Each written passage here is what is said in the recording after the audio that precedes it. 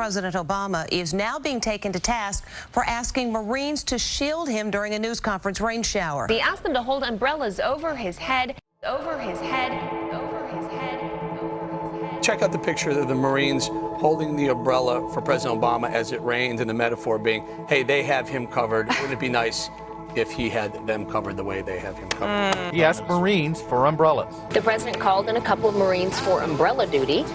Many people complain, saying Marines have been through too much training to have to hold an umbrella. This shot of the president emerged. President Obama hiding under an umbrella.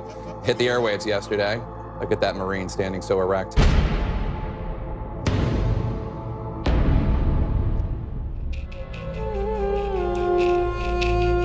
It was a symbolic moment today when the Marines came out and put the umbrella.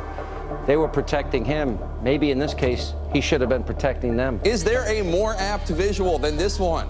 The disembodied arm of a U.S. Marine holding an umbrella over the head of our beleaguered commander-in-chief for him in the middle of a rainstorm. But Marines aren't supposed to do that because they can't properly salute. What is now being called Umbrella Gate. A blog Hot Air is demanding justice for the Marines. These guys aren't valets. I mean, I guess he could have held it himself, right? I don't know. Yes, bring forth the umbrellas unto me.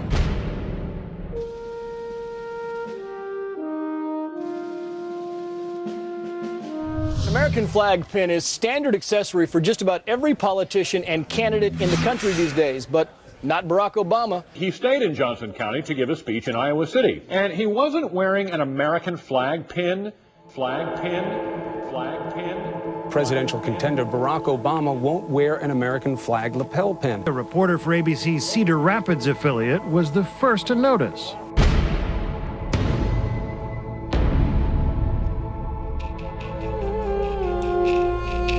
They asked him about the flag pin. He didn't have really good answers. A no pin zone. You're taking the pin, the American flag off of you and saying, I'm not going to wear it, almost in a little bit of a protest, I guess. I think he's disrespecting the American flag. He's got to apologize to the people, for example, that are working the fields. There were Marines, were in the Army. It matters something to our troops. Why do we wear pins? Because our country was under attack.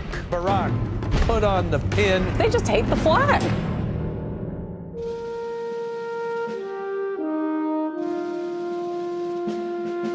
Well, President Obama and the First Lady are taking their tradition of date night on the road this weekend. The first couple are heading for New York. They went out to dinner and they went to see a Broadway show, and they had a extravagant date night. Date night. Date night. Date night.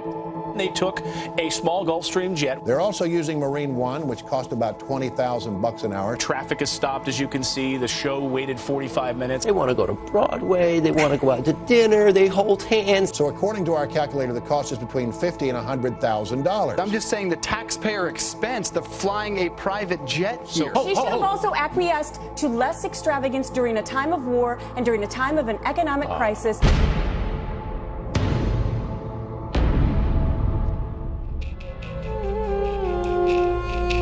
It is inappropriate while a country is suffering for him to spend $350,000, to take a picture of the Statue of Liberty when you can Photoshop it for $20 as extravagantly with 3 planes, 2 helicopters. He maybe should have chosen a less extravagant kind of a date night. Should the taxpayers pick up the bill? Barack Obama is a millionaire. He can pay the tab himself. Why shouldn't he? Think about the message that President Obama and Mrs. Obama are giving to their 2 daughters, that we'd be willing to disrupt other people's lives around us. The emails are pouring in on this. The White House declined to say how much the trip was costing taxpayers. Boy, we'd like to know, like that Air Force One flyover for the photos. We'd like to know. True that.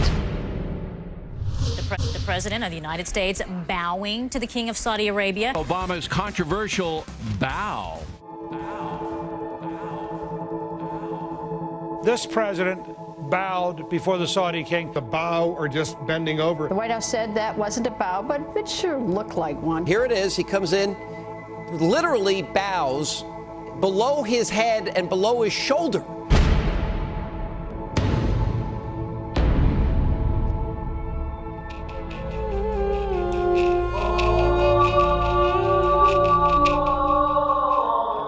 By bowing, he showed the world that I am subservient. I do bow down to you as a Muslim king. This man loves to bow. Look how low. Wait, I want to show for our audience. Go back. If we could re-rack that. Watch how low he is below his shoulder. It sent a message that Islam is superior to any other master or king or president in the world. I think it's best if American presidents do what they have always done, which is do not bow to monarchs. I think a White House which feels compelled to lie about the most trivial thing is really pathetic.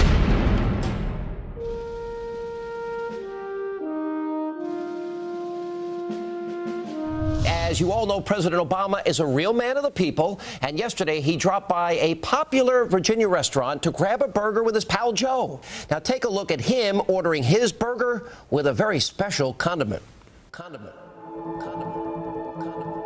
Just your basic cheddar cheeseburger, medium well. I just want mustard, no ketchup. If you got like a spicy mustard or something like that, or a Dijon mustard, something like that, Dijon mustard, something like that, or Dijon mustard, something like that. President, Vice President had hamburgers for lunch. President reportedly had Dijon mustard. He asked if they had any Dijon mustard. Who eats a cheeseburger with Dijon mustard? What is that? He doesn't like ketchup? What kind of man orders a cheeseburger without ketchup but Dijon mustard? All right, I hope you enjoyed that fancy burger, Mr. President.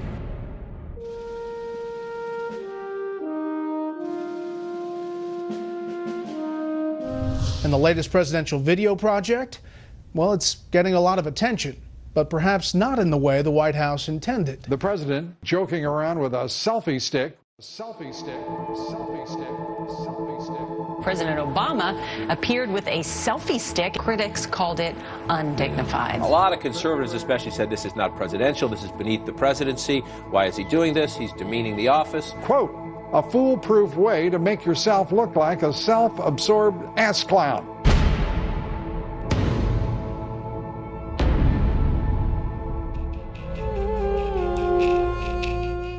You know, it's said that Ronald Reagan wouldn't even take his jacket off in the Oval Office, but now we have a commander-in-chief that's doing jump shots and actually, a stick selfie. I mean, it's ridiculous. Tonight's question of the day. What do you think of that selfie? Yeah, that's your president. He's got a selfie stick. One conservative tweeted, quote, "Remember when the office of the president had dignity?"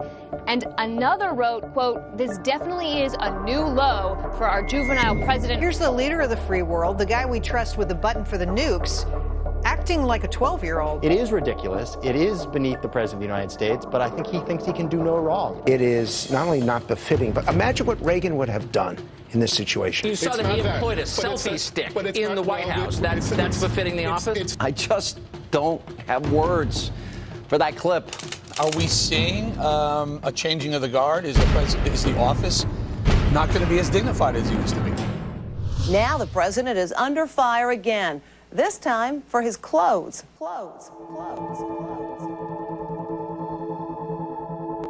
Former George W. Bush Chief of Staff Andrew Card says the Obama dress code is way too laid back. I wish that he would wear a suit coat and a tie.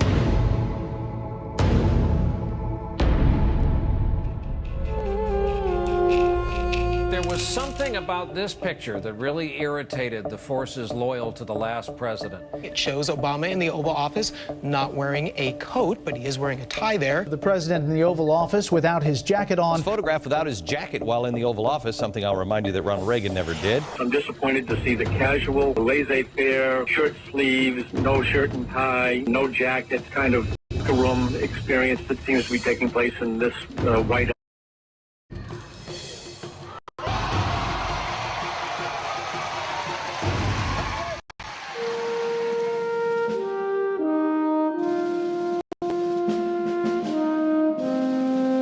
Something I'll remind you that Reagan never did. There's one more thing that has many Americans, including myself, humiliated today. Take a look at the photo comparison of our commander-in-chief. There he is, juxtaposed with Vladimir Putin. They have no respect for our president, for his weakness. He wears a helmet when he rides a bike. The picture of him riding the bike with the bike helmet while he's got his shirt off. Shirtless on the horse and all that, and Obama was riding a bike with a helmet on.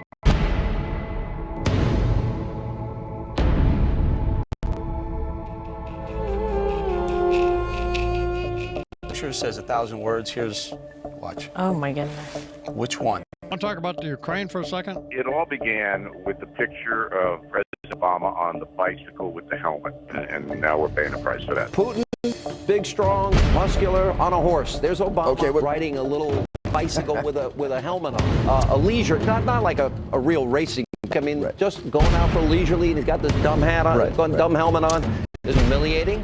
It's unnecessary. You deserve better.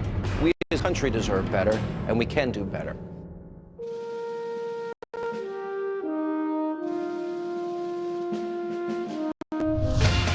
And new developments tonight on the fallout from what many are calling President Obama's latte salute.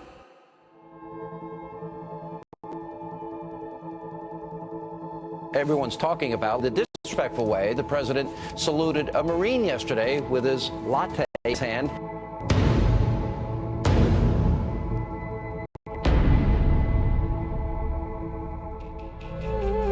Here's the other problem with the picture. He has a free hand. The other hand, he's holding his tie down. His heart wasn't in it. How disrespectful was that? A Marine manual states, do not salute, quote, when carrying articles with both hands or being otherwise so occupied as to make saluting impractical. Sloppy, ill thought out, inappropriate, callous, selfish, and disrespectful. Are we surprised? After all, we got a chai swilling, golf playing, basketball trash talking. Osama bin Laden is dead. GM is alive. A community organizing commander in chief. How disrespectful was that?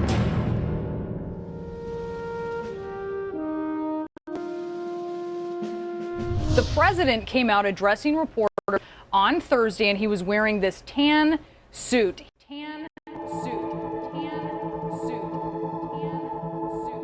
President Obama's decision to wear a light tan suit at yesterday's news conference, wearing a tan suit. Light tan suit. I think it was shocking to a lot. Is this an effort to make him look warmer?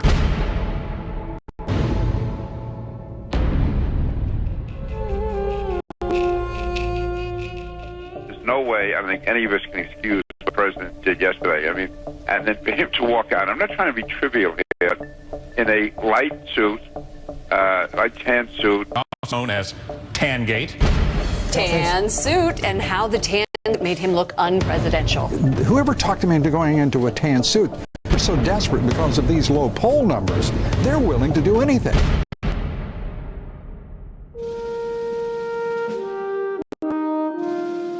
The tan suit made him look unpresidential.